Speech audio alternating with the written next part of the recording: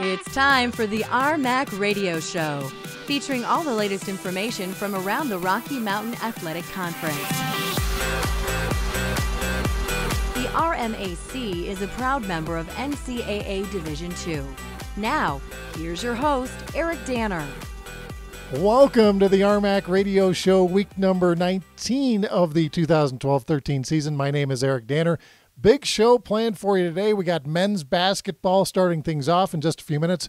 We're going to talk to Demetrius Miller, one of the top players for the number 2 ranked Metro State Roadrunners. In segment number 2, we're going to talk to Jason Flores of the red-hot Fort Lewis Skyhawks, winners of 5 in a row, and then we'll wrap things up in segment number 3, starting out with men's hoops. We got a showdown for the ages, or at least for 2013. Metro State, Adams State playing this Friday. Roadrunners 9-0 in the conference, 13-0 overall. Adams State 9-0 in the conference, 11-1 overall. And we're now joined on the RMAC hotline by Demetrius Miller from Metro State. Demetrius, how's it going today? It's going good. Hey, Demetrius, thanks for joining us here on the show. Big game for you, but in your time at Metro State, it seems like you played in a lot of big games. How are you approaching this week as you get ready for Adams State?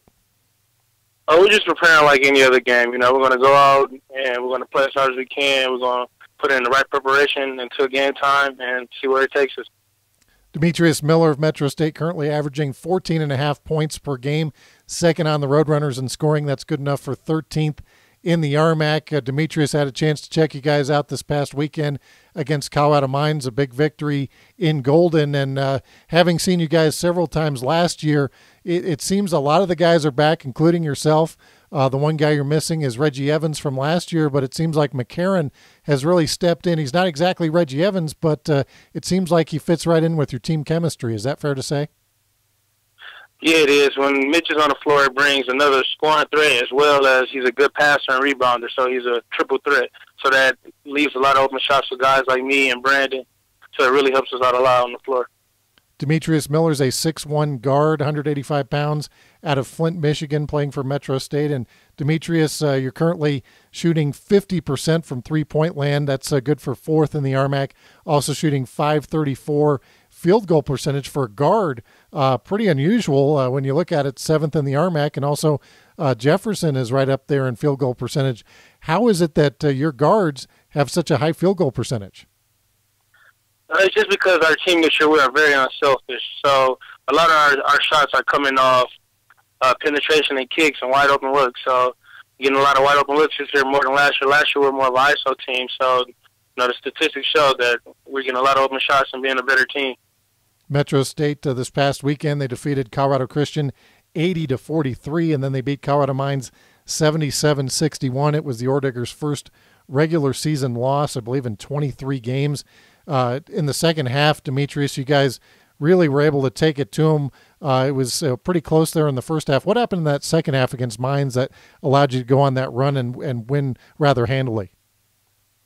Well, we just picked up our pressure, and we forced a lot of turnovers. They had a lot of new guards that never played against us before, so you could tell it took a toll to the team during the second half, and we took advantage of it.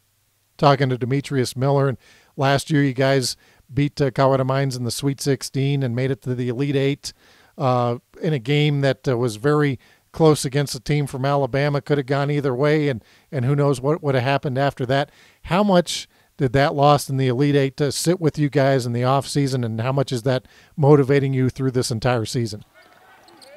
Oh, it's a big motivation because we felt like that was a game we could have won. So everybody has been a lot more focused this year, and we were playing for the title again. We're trying to play for a title again this year. So we're all on the same page, and you can tell. Talking with Demetrius Miller, senior guard for Metro State, and you hail from Flint, Michigan. You don't see a whole lot of players in the RMAC from Flint, Michigan. Demetrius, kind of tell us about your upbringing there, and then what brought you out to Metro State. Well, Flint, as everybody knows, is kind of a tough city, and really the sports was my way of getting away from the city and becoming a better person. It made me mature at a young age. And one of the main reasons I came to Metro is just because of the tradition and the environment. You know, Metro has been a winning program for many years, and that's something that I wanted to be a part of. Talking to Demetrius Miller, and I understand a very tough town, as you mentioned, and you've had to overcome quite a bit, especially in the last couple of years. Oh yeah, man. From my junior college days to the problems I had within my family, it's just motivation. Motivated me to become a better person and become a better player on the floor. Talking to Demetrius Miller of Metro State, and as we mentioned, game of the year in the RMAC so far against Adams State. You mentioned you're approaching this like any other game, but from Adams State's perspective, I mean, this is a team you knocked out of the NCAAs last year. It seems like you two teams have been on a collision course most of this season. And have you had a chance to look at any film on Adams? And what do you expect in this game on Friday? Yeah, I looked at a little bit of film up to this point. It's just going to be a high-paced game. Adams, they like to score points. They like to press, and they like to run as well as we do, too. So it just depends on who gets the most stops and, play their style of play. Talking with Demetrius Miller and Metro State, number 2 in the country, 13-0 overall, and no cakewalk on Saturday night after you get done with Adams in Fort Lewis. They're 8-1 in the RMAC. They're also 11-1 overall. They just had a coaching change as their head coach stepped down for a medical leave of absence. Bob Hoffman, who's been there for a lot of years, been to a lot of NCAA tournaments. Bob Petrak takes over the Skyhawks, and he's been there a long time. And you got to approach this, I guess, Demetrius, as this is going to be one of your toughest weekends of the year.